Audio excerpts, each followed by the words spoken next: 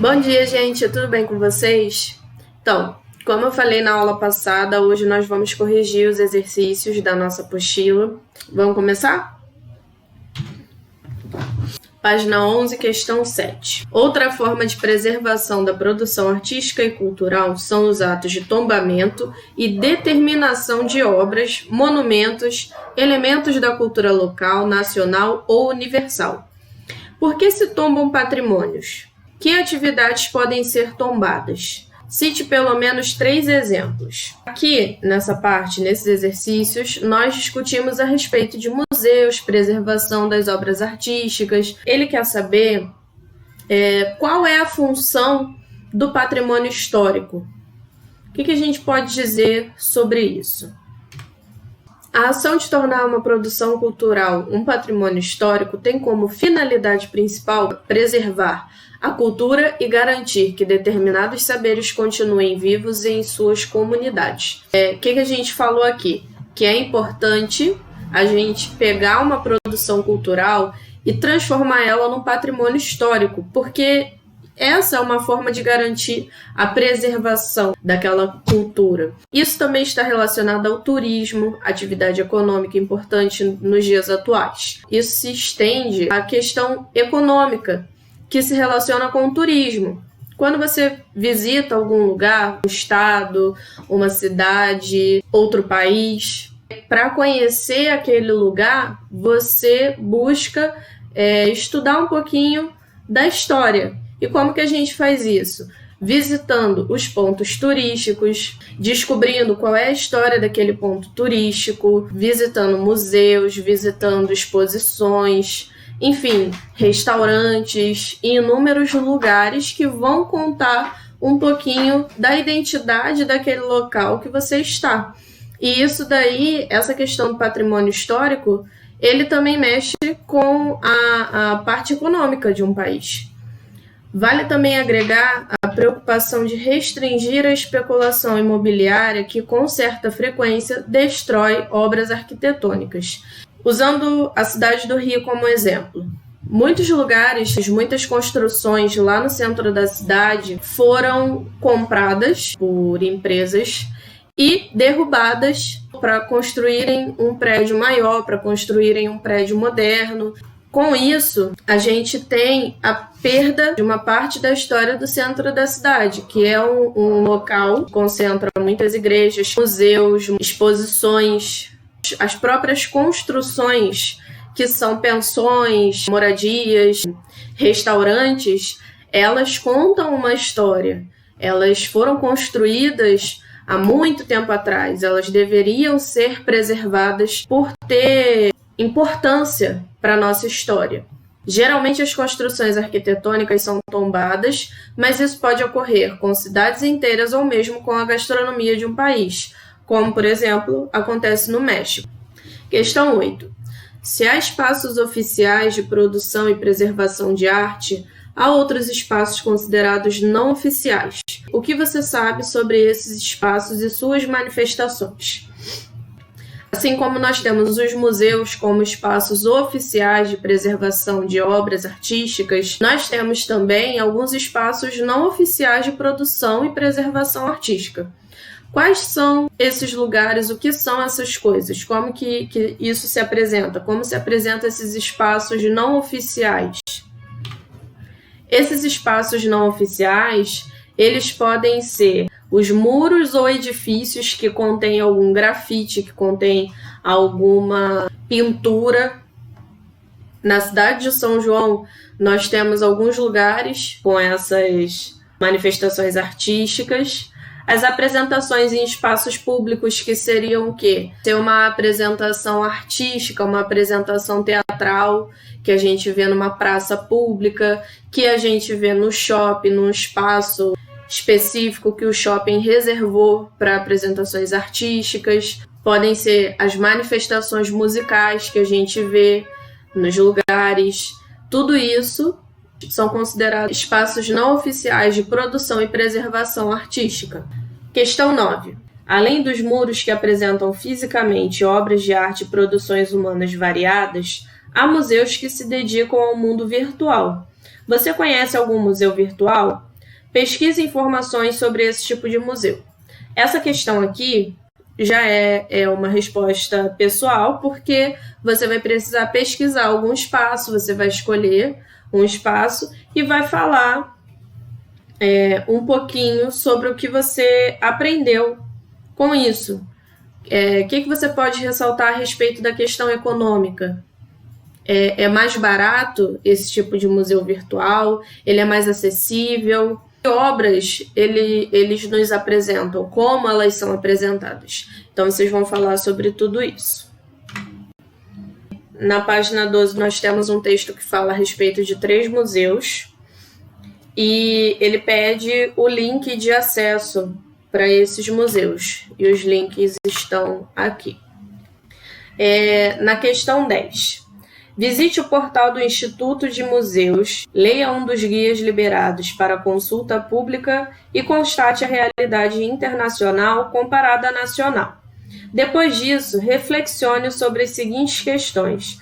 Qual é a sua opinião sobre a ação de muitos países, principalmente os mais ricos do planeta, em manter em seus museus obras importantes de diversos países? Cite exemplos de obras que se enquadram nessa realidade. A tarefa de vocês se resume a visitar o portal do Instituto Brasileiro de Museus, ler um dos guias para vocês terem informação e conseguir fazer uma comparação à realidade internacional e à nacional. Depois, vocês vão expor a opinião que vocês tiveram sobre a ação de muitos países, principalmente os mais ricos, em manter os seus museus e obras importantes de diversos países. Isso quer dizer o quê? Que alguns museus por aí contêm muitas obras que não pertencem àquele país, pertencem a outro lugar. Depois vocês vão citar exemplos de obras que se enquadram nessa realidade. Então aqui a resposta é pessoal. O que vocês podem tratar nessa questão? Os custos de manutenção que alguns países conseguem arcar e outros não, da importância que tem para essas obras serem preservadas. Vocês podem dizer o que vocês acham dessa questão histórica que existe de alguns países serem detentores de obras que não foram produzidas por eles. E se vocês concordam com isso, se vocês acham que é injusto, se vocês acham que não tem problema por aquela obra, porque aquela obra pode ser muito melhor tratada, mais bem cuidada e preservada em um país mais rico, que tem condição, do que ir para o lugar o qual ela foi produzida e não ter essa garantia. Vocês vão analisar essas informações, vão refletir sobre esse tema e vão desenvolver aqui na questão. Aqui estão as 3 obras que nós temos que analisar para responder as questões. A primeira é essa aqui, que o título é Vênus Agachada. O texto diz o seguinte: Nascimento de Vênus. Afrodite, ou Vênus para os romanos, era a deusa grega do amor. Com a sua beleza inebriante, figurou em importantes histórias da mitologia grega, espalhando charme e beleza entre deuses e humanos. A segunda é essa aqui, que o título é Vênus de Médicis. Há várias versões que explicam o nascimento de Vênus, um raro momento digno de sua magnitude. Contemos a mais conhecida, imortalizada pelo poeta Hesíodo.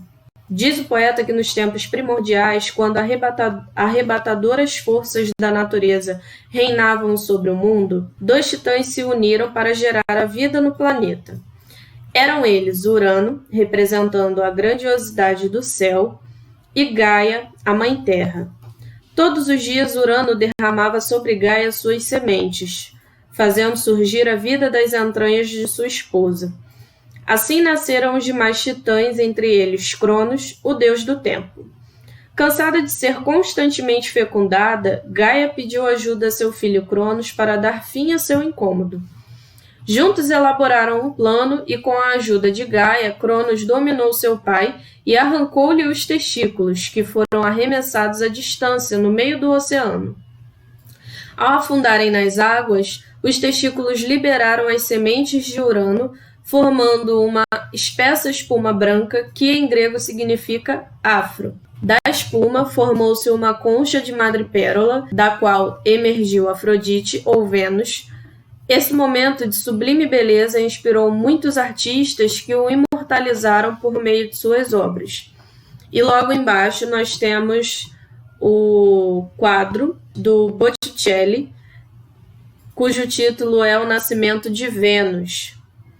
Questão 11. As três obras de arte apresentam em momentos diferentes a mesma personagem mitológica. O que há em comum na caracterização dessa personagem? Quais são os traços que a gente consegue observar em todas essas representações da deusa Vênus? O que eu posso destacar com vocês? Em todas elas, a Vênus está nua, só que a nudez dela não está completamente exposta. Aqui vocês podem ver, nós temos um seio à mostra, o outro está sendo coberto pela mão. Aqui embaixo também. Na pintura, a mesma coisa, nós temos o corpo dela nu, só que algumas partes íntimas estão cobertas. Nesta escultura também. Aqui nós temos a parte íntima dela coberta pelas pernas, os seios cobertos pelas mãos, só que um ainda um pouco à mostra. O que a gente pode ressaltar como característica comum é tanto a beleza, que se repete nas formas. Existe aqui um padrão de beleza nas três formas, e a questão da nudez velada, também da expressão facial. A expressão dela passa calma, serenidade. O traço em comum é a exploração de sua beleza pela expressão de sua nudez velada e sua serenidade. Que valores se pretendem evidenciar nessas obras? Isso mudou com o passar do tempo? O que nós podemos ver que chama mais atenção nessas três obras analisadas? Em todos eles nós podemos ver a deusa sendo retratada com os mesmos traços físicos, que na época eram padrão de beleza. Então, a beleza física, o corpo saudável, a graciosidade feminina, tudo isso está presente, mesmo com as pequenas diferenças na concepção, de acordo com o momento histórico, porque elas não foram produzidas no mesmo período, foram produzidas em períodos diferentes, o ideal de beleza permanece. 13. Qual elemento distingue os modos de retratar Vênus? O que a gente pode ressaltar de diferente nessa retratação da deusa Vênus? O que nós temos de diferente aqui? Tanto nessa obra quanto nessa obra, nós temos ela com os cabelos presos. Já na obra do Botticelli, ela está com os cabelos soltos. Nas duas primeiras obras, Vênus está de cabelos presos. Na terceira, eles estão soltos. 14. Vênus foi uma personagem muito retratada na história da arte ocidental. Qual seria o motivo disso? Questão 14. Vênus foi uma personagem muito retratada na história da arte ocidental. Qual seria o motivo disso? Vênus, ou Afrodite, é considerada a deusa do amor, como nós lemos aqui no primeiro texto. E o amor sempre foi um tema recorrente, por isso ela representa o amor e isso sempre foi um tema artístico. Justifique os elementos encontrados na tela de Botticelli, tendo como base as explicações do texto que abre a questão. Aqui, como vocês podem ver, nós temos a Vênus na concha de madrepérola, saindo do oceano, que fala tudo isso na história. Só que também vemos aqui três seres presentes. 3 seres. 1, 2, 3. Esse ser aqui, ele representa os ventos do oeste e ele está acompanhado de uma ninfa. E aqui do outro lado nós temos a representação da primavera. Nós temos a deusa da primavera que está jogando flores em cima da Afrodite ou Vênus. Vênus emerge das águas em uma concha de madrepérola, já mulher adulta, revelando toda a sua beleza física.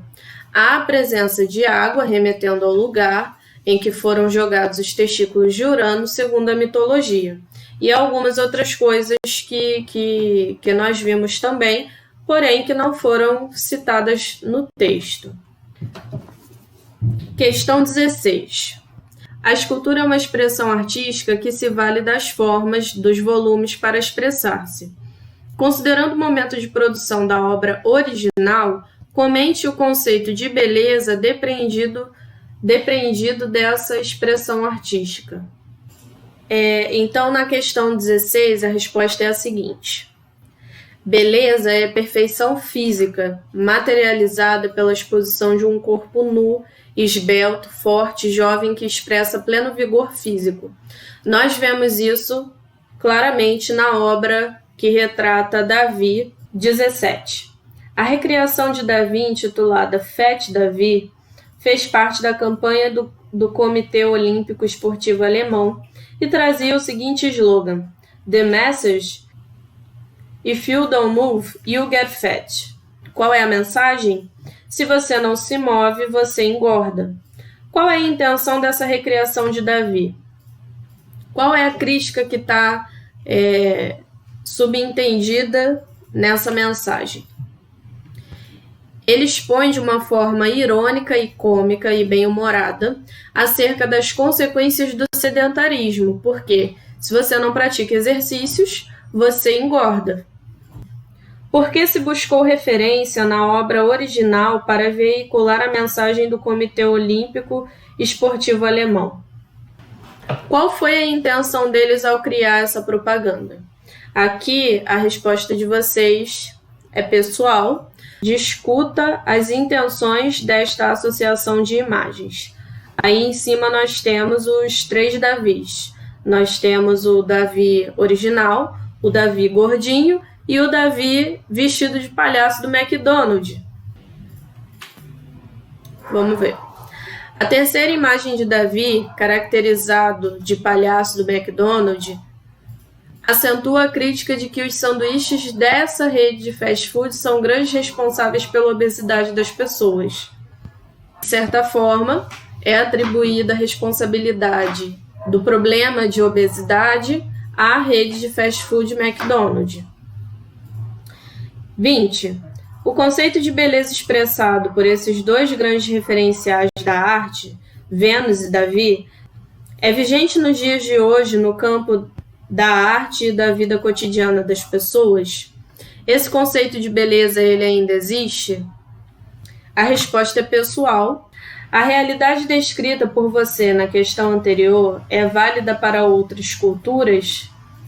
Comente. Essa realidade que vocês descreveram a respeito da cultura ocidental, da nossa cultura, ela se aplica a outras? O que vocês acham? Aqui também é uma resposta pessoal. 22. Ainda existem na atualidade concursos de beleza regionais, nacionais e internacionais. Existe alguma relação entre o perfil das ganhadoras e o ideal de beleza expresso por Vênus e Davi? Explique e exemplifique. Aqui também é uma resposta pessoal. Uma tendência que tem ocorrido nos últimos anos é a de valorizar o que os estilistas de moda feminina chamam de plus size, inclusive realizando eventos importantes como a Semana da Moda em São Paulo. Qual é a sua opinião sobre esse tema? Aqui é uma resposta pessoal.